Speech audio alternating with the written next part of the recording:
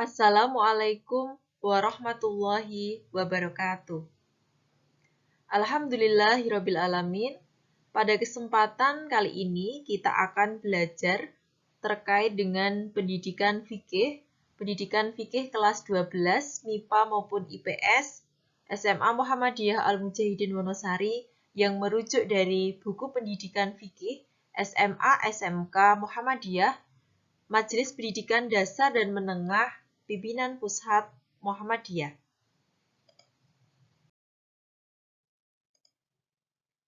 Pada kesempatan kali ini, kita akan belajar terkait dengan bab 1, yaitu pernikahan dalam Islam.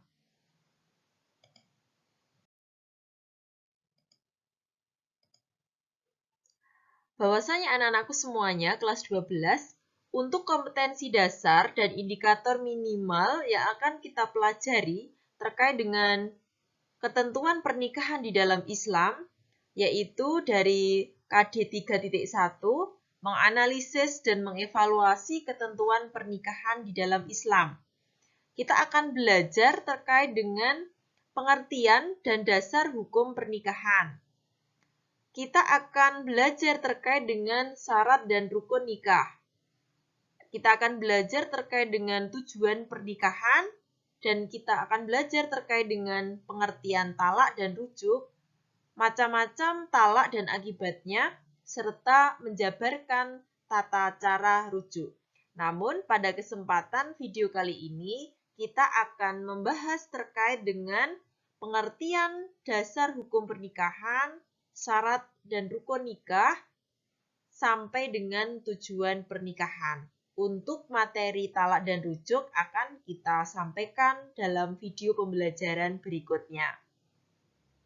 Sebelum belajar, anak-anakku semuanya, marilah kita awali pembelajaran kita kali ini dengan membaca basmalah. Bismillahirrahmanirrahim.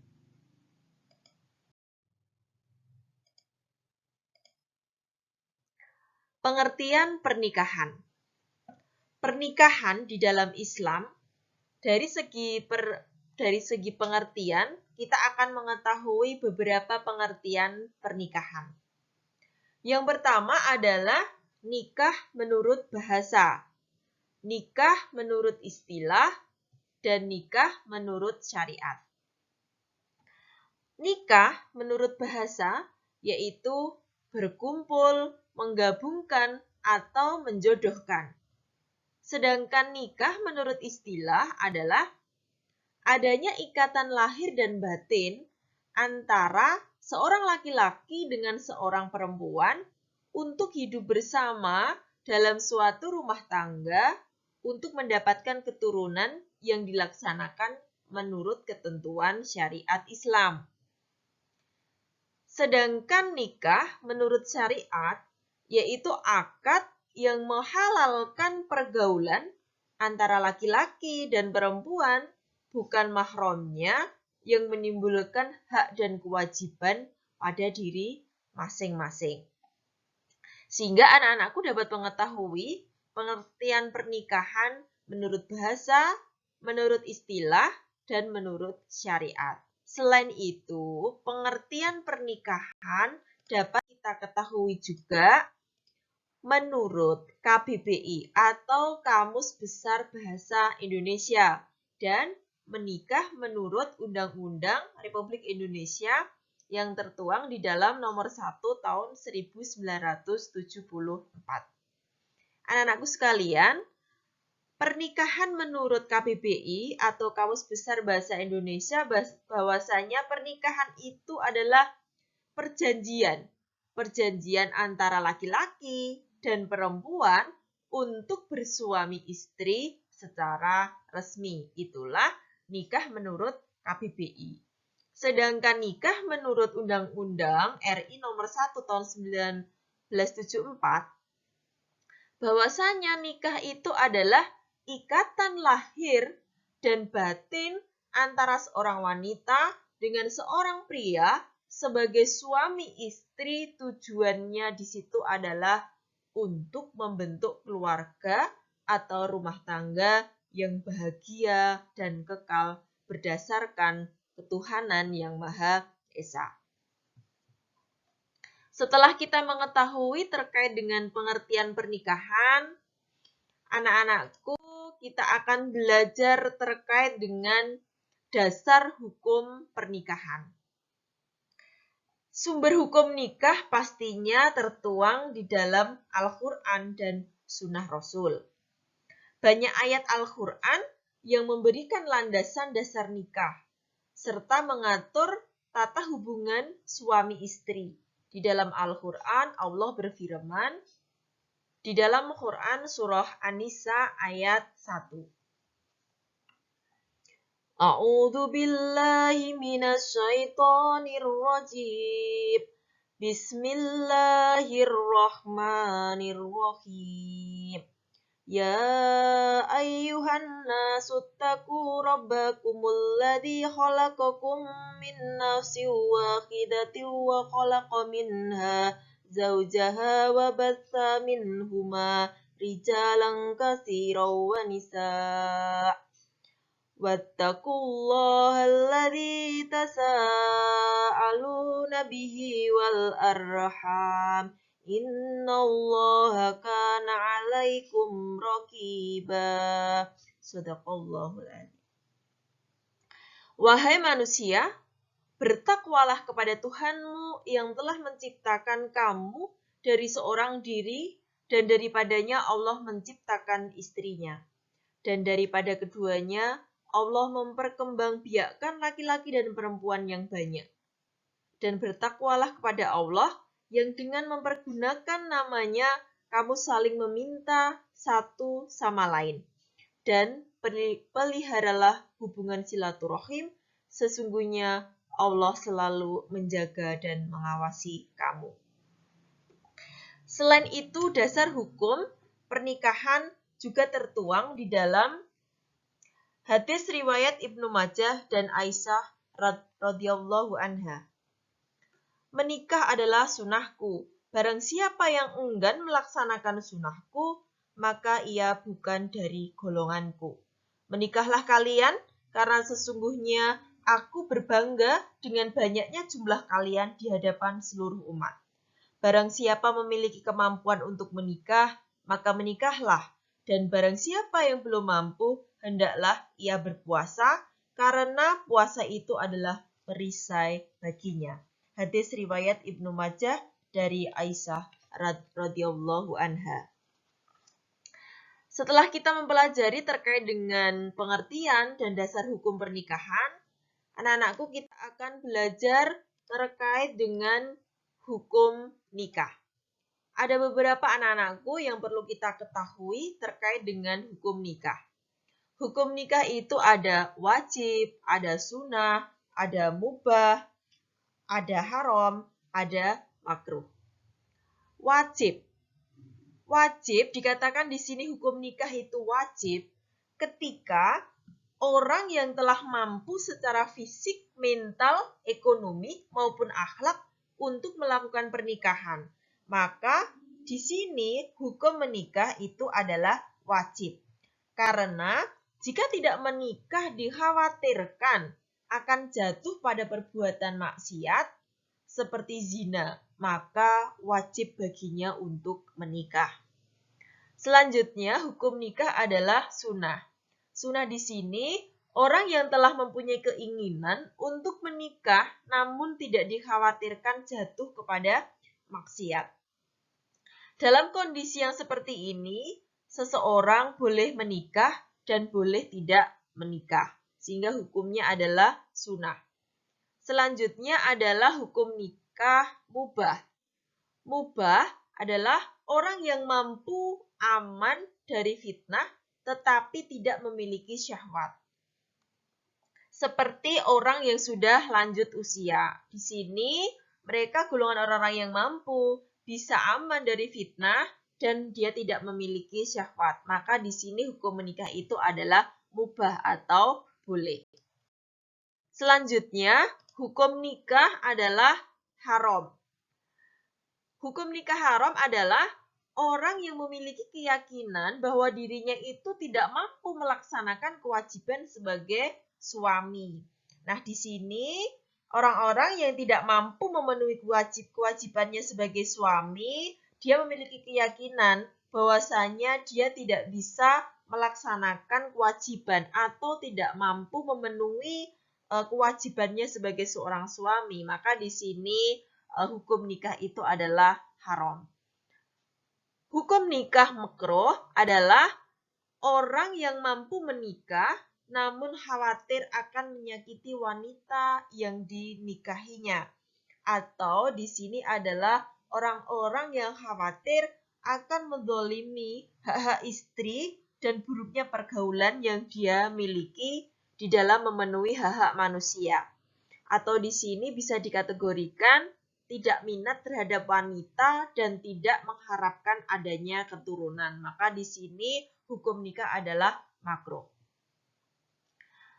Kita sudah belajar terkait dengan pengertian pernikahan. Kita sudah belajar terkait dengan dasar hukum pernikahan. Kita sudah mengetahui secara detail terkait dengan hukum nikah. Bahwasanya hukum nikah itu ada wajib, ada sunnah, ada mubah, ada haram, dan ada makruh. Selanjutnya, kita akan belajar terkait dengan rukun nikah.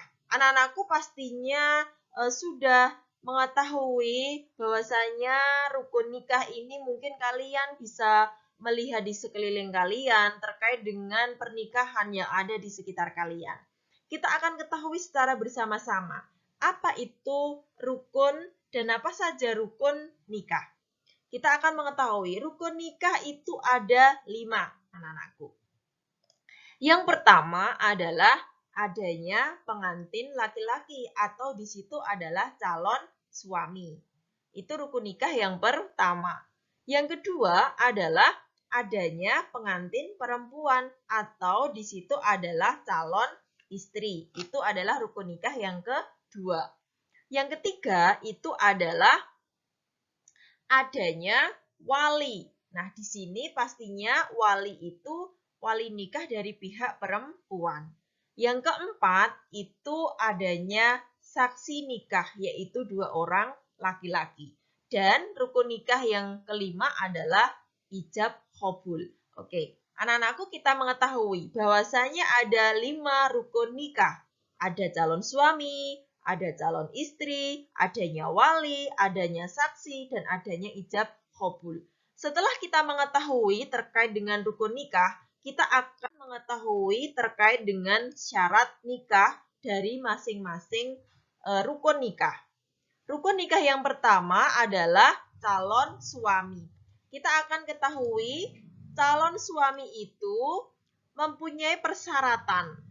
Persyaratannya yaitu yang pertama, bahwasanya suami itu bukan mahramnya si wanita.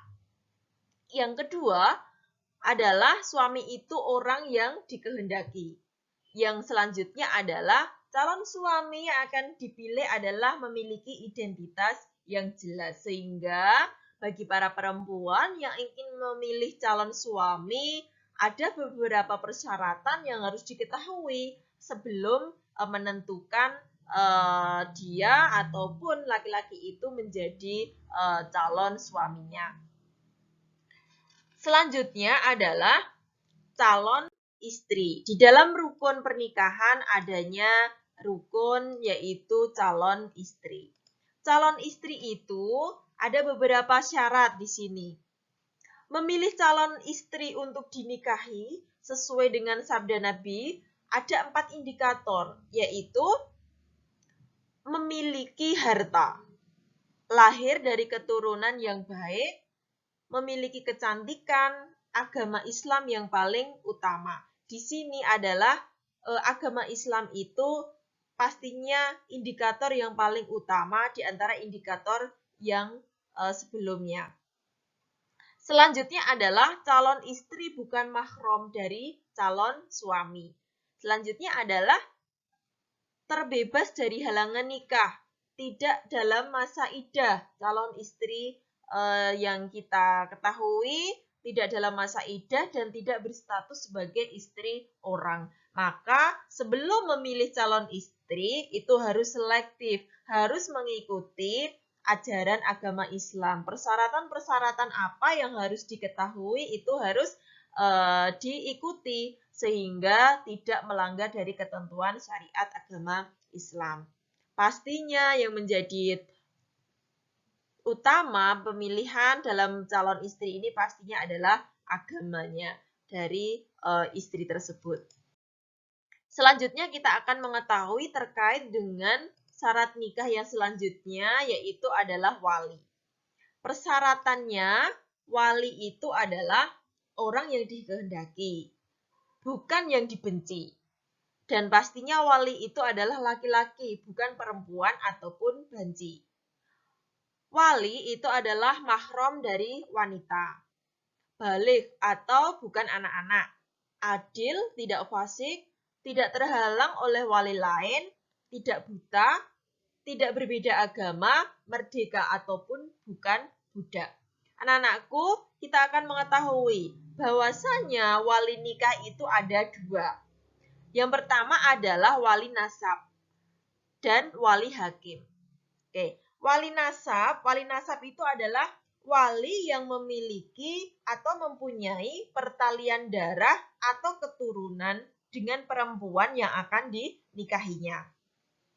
Sedangkan wali hakim di sini adalah pejabat yang diberi hak oleh negara untuk menjadi wali nikah dengan mendapatkan kuasa dari wali nasab.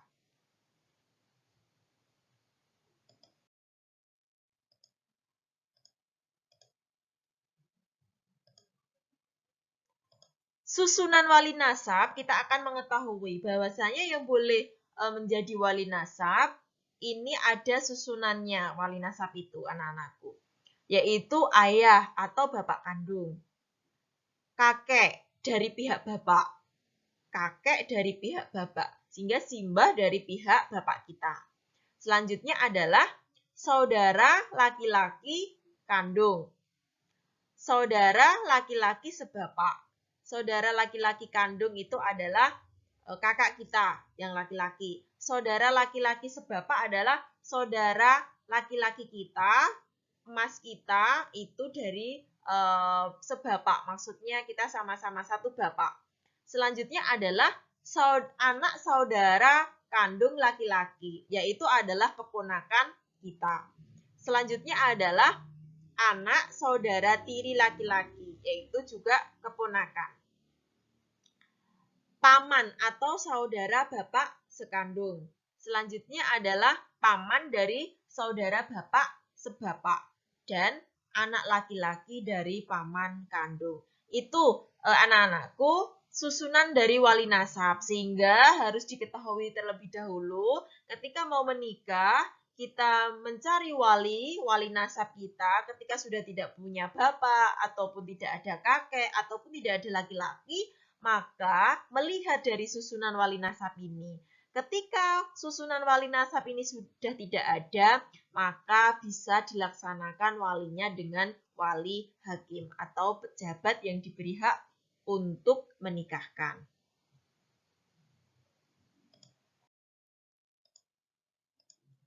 Syarat nikah dari rukun selanjutnya adalah saksi. Persyaratan dari dua orang saksi yaitu beragama Islam, berakal, baligh, dan adil. Sehingga ketentuan syariat Islam itu anak-anakku terkait dengan syarat nikah dari dua orang saksi ini. Setelah kita mengetahui terkait dengan saksi, kita yang terakhir adalah rukun yang terakhir adalah ijab qabul. Ijab qabul. Ada dua kata, yaitu ijab dan qabul. Ijab itu adalah perkataan wali dari pihak perempuan sebagai penyerahan kepada pihak pengantin laki-laki. Itu disebut dengan ijab. Kalau qabul itu adalah jawaban penerimaan dari pengantin laki-laki. Sehingga lebih jelasnya, mungkin di video sebelumnya anak-anakku sudah Ibu sampaikan terkait dengan ijab qabul di masa pandemi COVID-19 ini. Tapi mungkin anak-anakku juga sudah banyak pengalamannya ketika melaksanakan mungkin mengikuti resepsi pernikahan ataupun ijab kabul saudara ataupun tetangga ataupun masyarakat di sekitarnya sudah mengetahui seperti apa prosesi ijab kabul itu.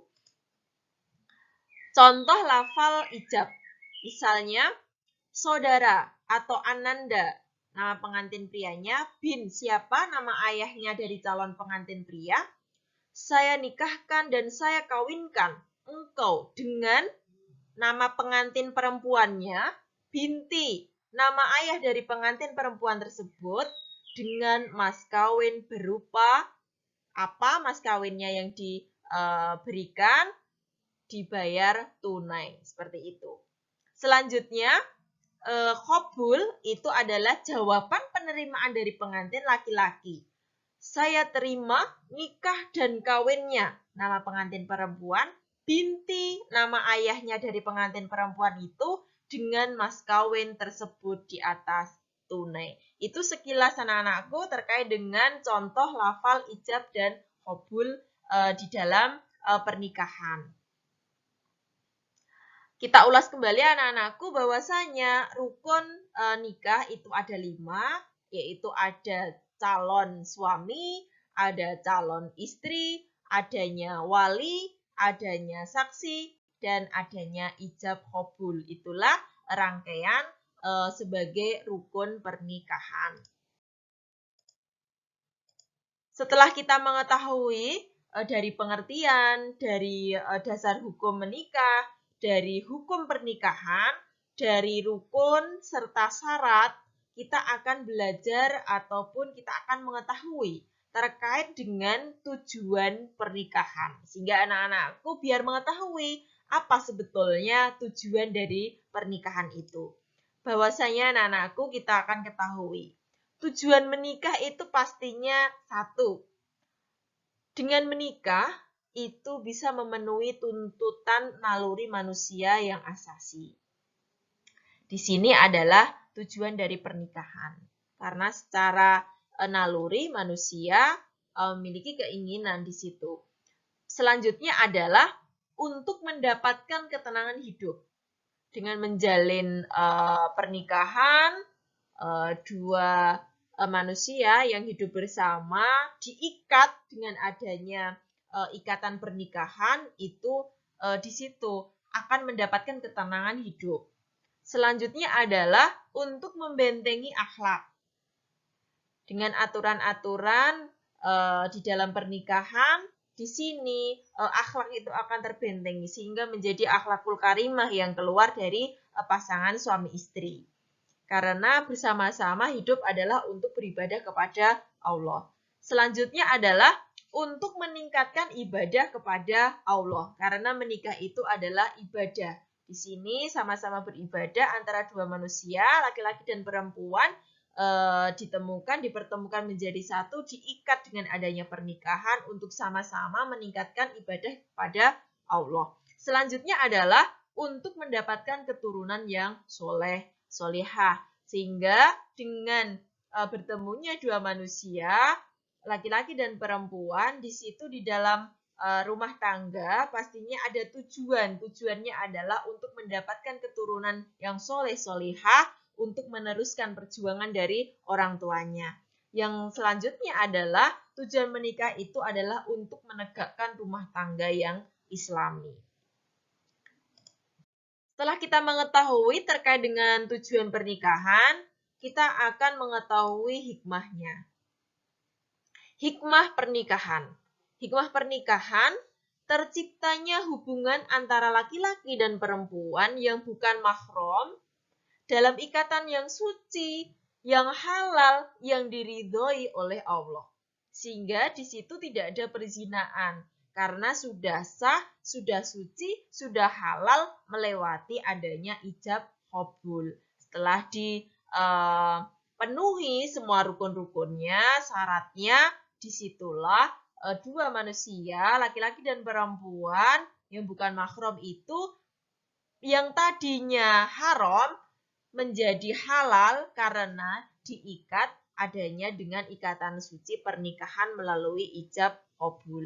Selanjutnya adalah hikmah pernikahan di sini adalah mendapatkan keturunan yang sah dari hasil pernikahan. Sehingga anak yang dihasilkan dari pernikahan itu adalah anak dalam artian keturunan yang sah hasil dari pernikahan. Selanjutnya adalah terpeliharanya kehormatan suami istri dari perbuatan yang atau perbuatan zina.